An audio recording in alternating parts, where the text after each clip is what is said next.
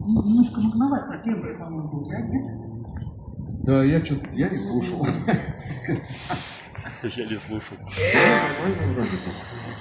Ну что скажешь?